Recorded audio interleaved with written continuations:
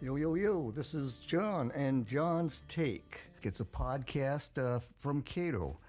Today we have a guest who is a very outstanding individual from the community. Her name is NJ, who is a retired registered nurse, and she'll explain a little bit more about herself in a minute.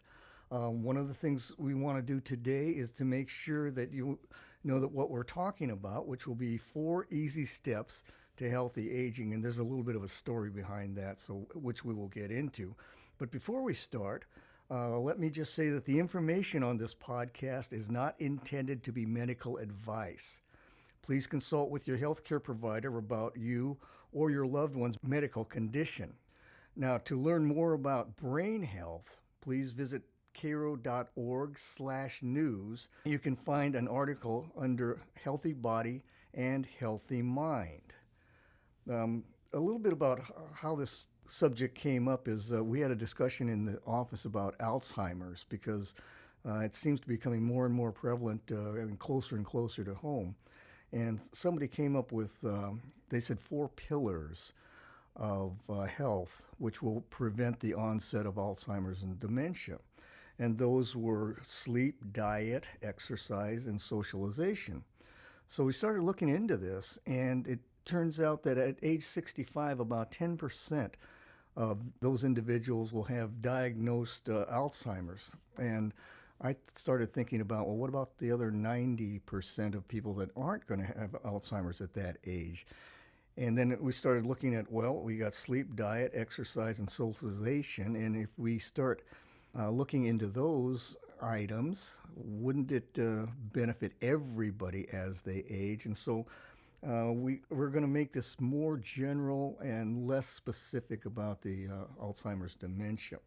So I mentioned NJ is our guest today, and I'd like to invite her to share a little bit about her story. Hi there. Yes, I go by NJ. I'm a retired oncology nurse. I've been retired for about 8 years, and I started volunteering with Keiro about right after I retired, so maybe 7 years ago. And they say that when you retire, you can relax and, enjoy your life. And I do enjoy my life, but I'm just as busy. So I'll be sharing that with you as we discuss staying in contact with people and exercising. But John, thank you very much for inviting me here today. Let's start out with something that's very near and dear to me. It's eating and food and diet. And as a senior, we look at food and cooking and nutrition a little bit differently than we did when we were much younger. One of the things I remember hearing probably 10, 15, maybe even 20 years ago is people talking about the Mediterranean diet, that being very healthy. And of course, back then we weren't thinking about getting old. But the Mediterranean diet is just really come into being and is very, very popular. But Angie, could you kind of explain what that might be to our audience? The Mediterranean diet is just a way of eating the traditional cuisines or foods that the 16 countries surrounding the Mediterranean Sea eat. And it's mostly the Italian and the people in Greece that were adapting their way of eating. And that includes fruits and vegetables, whole grains, beans, nuts and seeds. And olive oil is very important. It's a good fat. And then they eat very little of the meats and eggs and poultry. And wine is okay with these Mediterranean diets. So yeah, it's very interesting and not that difficult to follow. One thing that we looked up, people to talk about, and become again very popular is something called blue zones. And blue zones they've been studies done, and there's certain areas in the world where the people who are over 100 years old are higher percent per capita than any place else in the world. And there's a couple, one is in Costa Rica, one is in Sardinia, Italy, amazingly enough, locally, Loma Linda, California, and Okinawa, Japan. Since a majority of folks that will be listening have some ties with Japan, I thought it'd be interesting to look into the Okinawan diet and see what causes them to be able to be healthy and active at over 100 years old. Angie, what do you think about the Okinawan diet? I looked at the little TV show on Netflix. Dan Buettner with National Geographic has a show there, and I encourage all of you to watch it. It's called Live to 100, The Secrets of the Blue Zones. And for the Okinawan people, it showed that over 60% of their diet is plant-based or eating vegetables. And the remainder would be some of the very minimal fish, meats. Do have a lot of tofu or fermented foods. One food that they eat a lot of is the purple potato. And I actually made a little purple potato food that I'm going to give John a little bit later. But I think because following the Okinawan diet, I don't think will be that difficult. I'm trying to adapt to it, and it's not that difficult. I think people who really want to will be able to do it. What I found is when you look at reducing the amount of meat in your diet, if you were to look at a lot of Asian foods, Indian food, Mexican food, it's very, very easy to find very satisfying meals without the addition of proteins. The other thing that Angie and I had talked about is being healthy. She has put together a breakfast menu that sounds very interesting, and she offered to share it with us today. What I've done is I go to the grocery store, any of the major stores, or and I buy the bag or the plastic container of salad greens, and I think you've all seen it. They're pre-washed and everything. I was going to read the ingredients, but you know what salad mixture is. But anyway, just getting a skillet, putting in some olive oil, which is a good oil, about 2 tablespoons, or just till the bottom is shiny with the oil, heating it up, grabbing 2 big handfuls of the salad mixture and sauteing it or stirring it around. And I add a few slices of tofu for protein, and then drizzle a little bit of shoyu or soy sauce and sesame seed oil. And you'll be surprised how delicious it is. And as a breakfast meal, it stays in your stomach, so you're not grumbling away, an hour later if you ate a donut. So I think John said he was going to try it. I am dedicated to trying this probably next week because I forgot to get it last time I went to the market. Some other things about diet that I looked up was there are 5 things that are recommended that could be either as a meal or snacks. And the first one, they said, is very, very good for, general health, is fatty fish. And fatty fish would be like sardines, anchovies, salmon, and very easy to eat. They recommend they recommend like 3 servings of fish a week for your meals. Now, before everybody freaks out and says, I don't want to eat fish 3 times a week, you don't have to look at it as having fish for dinner 3 times a week. If you have salmon or mackerel or something once a week for dinner, have a tuna sandwich for lunch. And if you want snacks, canned anchovies or canned sardines would be fine. And what I found out also is the canned fish are just as good as fresh fish. When we talk about the different servings and all, don't be intimidated. Do something that you feel comfortable with. And again, tuna salad sandwich would be just as good as a piece of fish for dinner. A can of anchovies or sardines, again, is just as good as the tuna sandwich. Another couple of things are pumpkin seeds. Very healthy. Dark chocolate, I think 70% or more. And the spiced turmeric. Now, you talk about the Mediterranean diet. Turmeric is very healthy. And one of the last things that they said is very healthy for you is broccoli. And broccoli can be either stir-fried, could be steamed, could be boiled, or in just raw with a little ranch dip or something. But those are the 5 things that are stated as being very, very healthy for you and should be part of your diet to some extent. Now, we're not asking everybody to change right away and think this is the best thing in the world for me.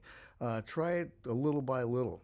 And once you start doing it, do it 2 or 3 times.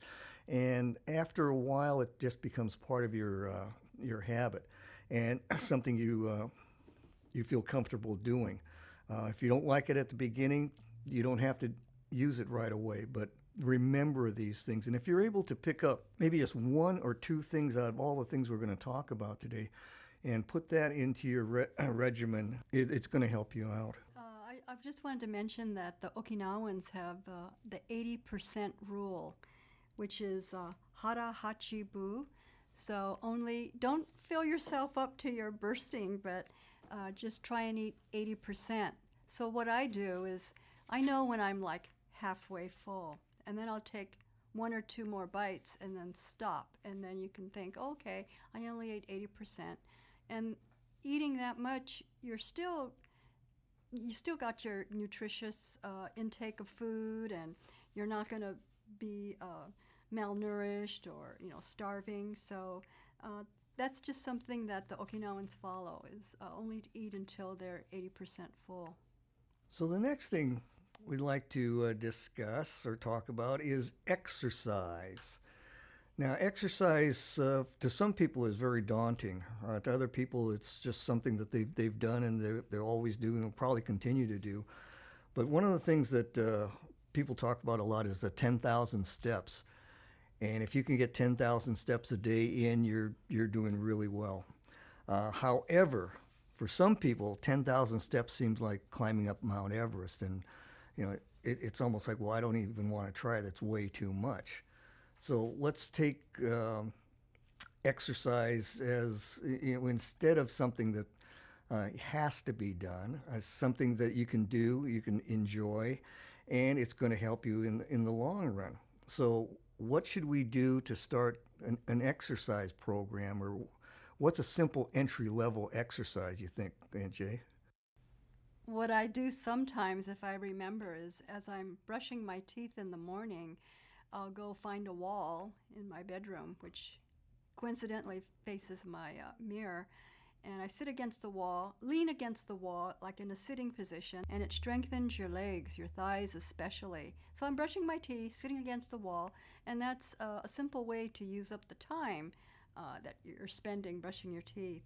There's also, if I'm in the kitchen cooking, the kitchen counter is there by the sink, so you can do push-ups if you remember, and you're strengthening your arms. Also on YouTube or NHK, there's the radio Taiso exercise. You can either just listen to it, or there's a visual if you watch it on YouTube, where people are in the park doing very simple exercises for seniors with your arms and legs. So that's kind of like a simple way of exercising without going to the gym or becoming committed to a weekly exercise class. Walking has always been considered one of the best exercises. However, again, some people just don't like to walk. And so how would we incorporate that into our daily routine? Well, some very simple things are everybody probably has to go to the market. Everybody probably has to go to the bank.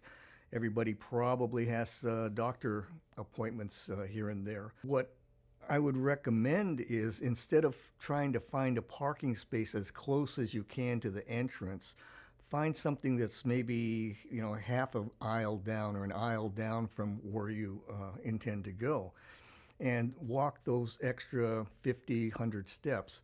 And if you do that, although it's not a big difference, it's still going to be a difference for you. Instead of using the escalator, use the stairs going up and going down. Of course, when you're going up or downstairs, you have to be very careful. Use handrails, and if you have to take one step at a time, just take one step at a time.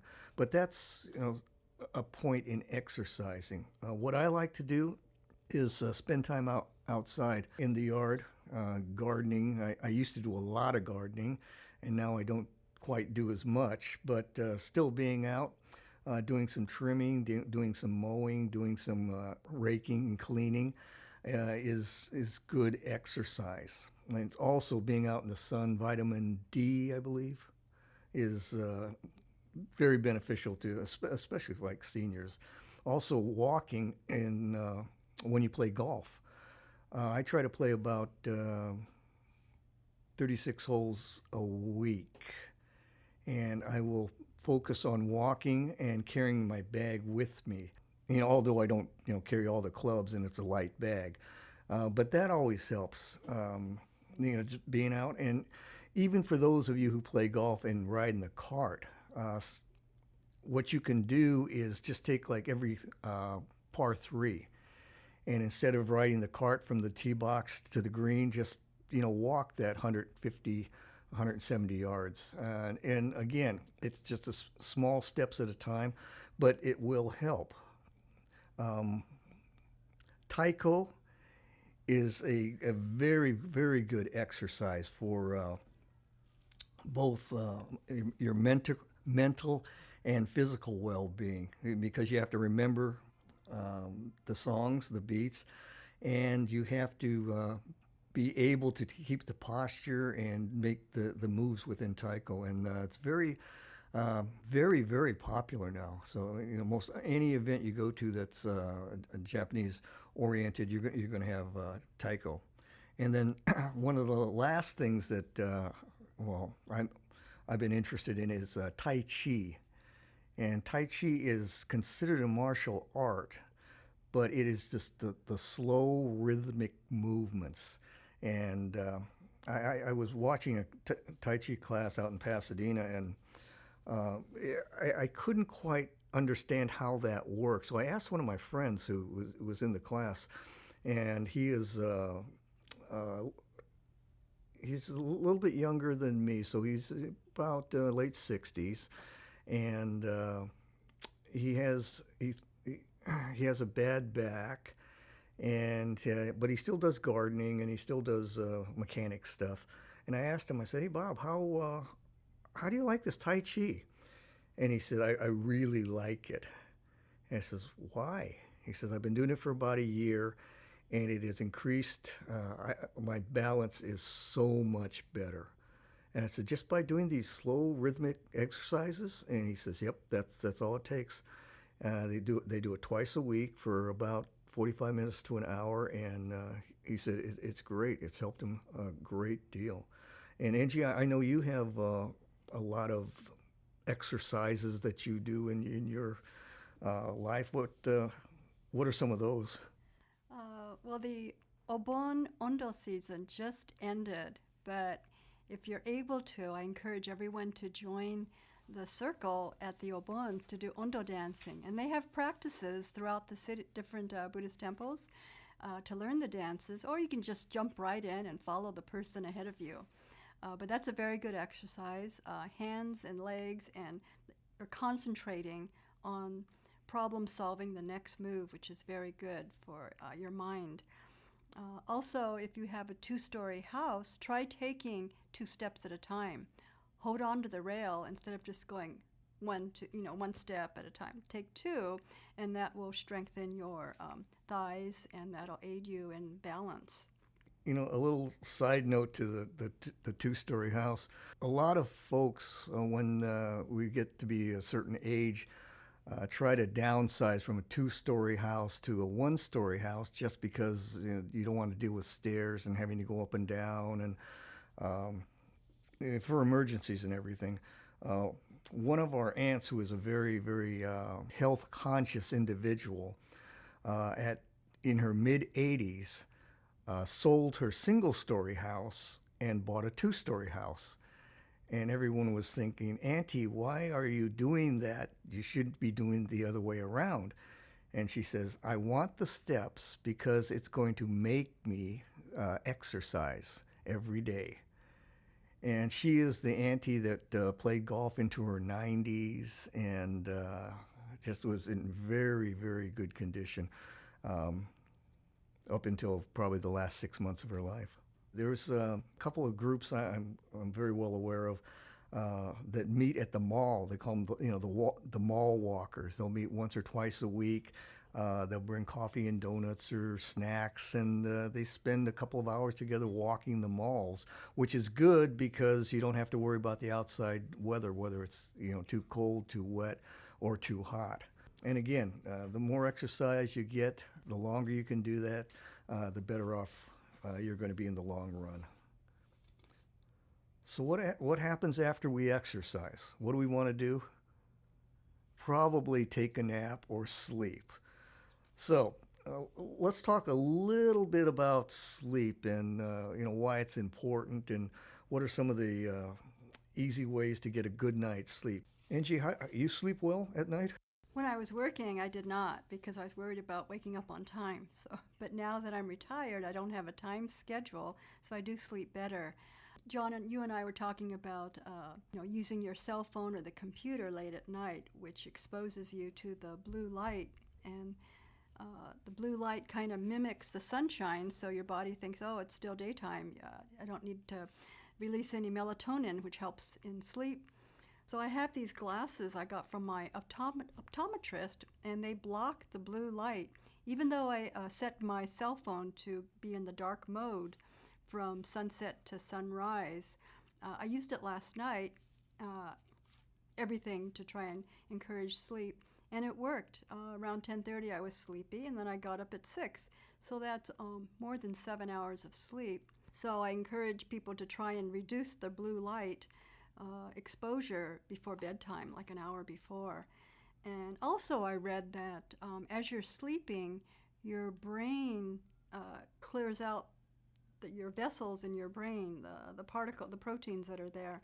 So that's why it's good to get a lot of rest, maybe 6 to 7, 8 hours of sleep, so that you can have this cleaning done within your brain.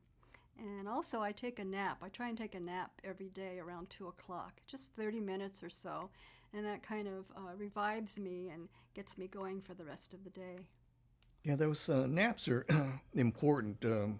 We have lunch every so often with old college friends, and one of the things we talk about, other than all the aches and pains, are the naps we take and how refreshing they are. It takes me back. I remember a story I heard about President John Kennedy, that he didn't sleep much at all.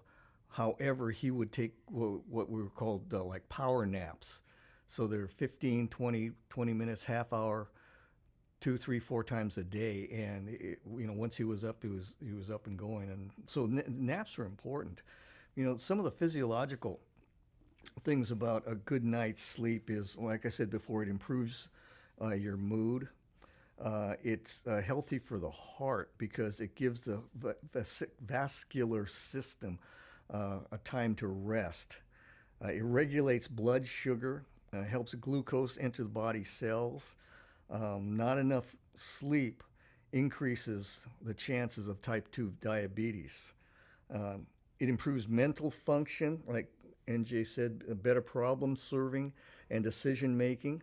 A lack of sleep affects the ability to the contrary. We talked about the restored immune system and also stress relief. And if you think about like the Olympics for athletic performance, the day before any of the big events, you see most of the athletes really relaxing, sleeping, napping, but making sure that the body is in a perfect condition. And then it also helps maintain healthy weight. So those are some of the good aspects of sleep. And again, NG was talking about the blue light. Those blue lights probably didn't exist 20, 25 years ago because everybody wasn't attached to their electronic devices as much as they are now. But I'm sure there's many of you who know that caffeine is going to affect your sleep. And a lot of people will stop drinking coffee or even tea, by late afternoon. So it should be kind of the same thing with your phone or your computer. Is if you know it is going to affect your sleep or your ability to go to sleep, then either use the glasses, or turn off the computers or your phones about a half hour, 45 minutes before you're ready to go to sleep.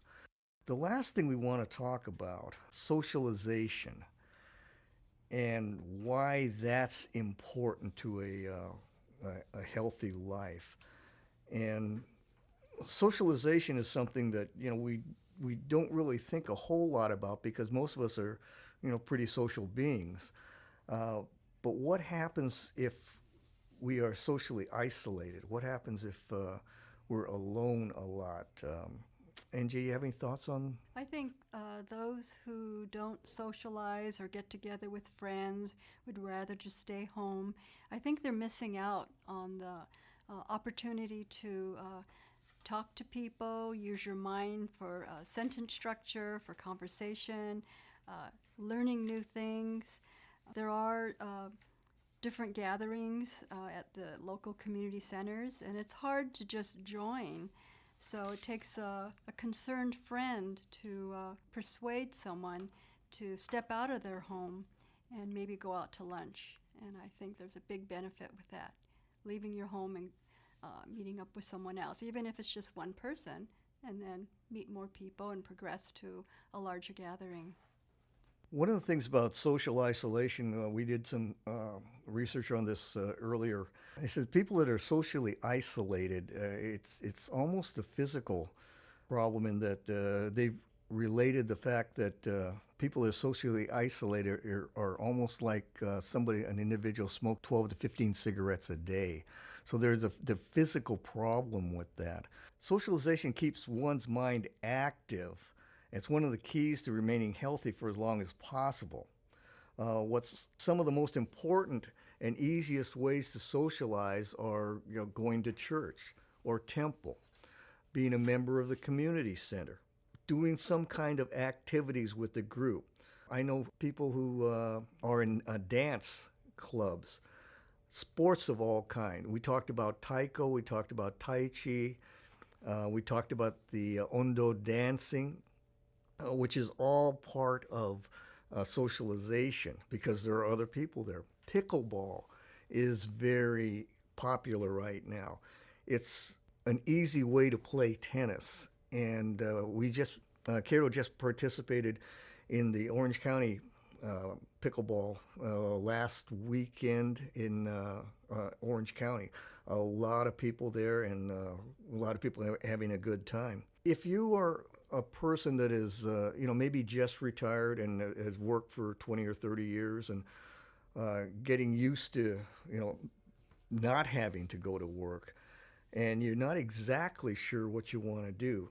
You didn't want to work anymore, but after that, what are you going to do? And if you're, someone who's, not terribly outgoing, don't have a huge circle of friends or anything, how do you enter into that world of socialization? One of the things that I would recommend is just find out what you want to do, what you enjoy doing. And amazingly enough, there are a lot of people that enjoy doing the same things. If you like to read, there are book clubs. If you like to write, there are writing clubs. Different kinds of sports. If nothing else, volunteering. It's amazing how many people are able to join a social circle by just volunteering. Actually, Angie and I got together some years ago because she volunteered, and I was an employee of Keiro at the time, and we got together and we taught classes and we did all kinds of stuff together, which is a good thing to do. Having a purpose, getting up in the morning and feeling like there's something that you can do that's going to make you feel good. It can be very simple. It could be like, I think I will wash the car today. I think I will make a new recipe. I think I will help somebody do something.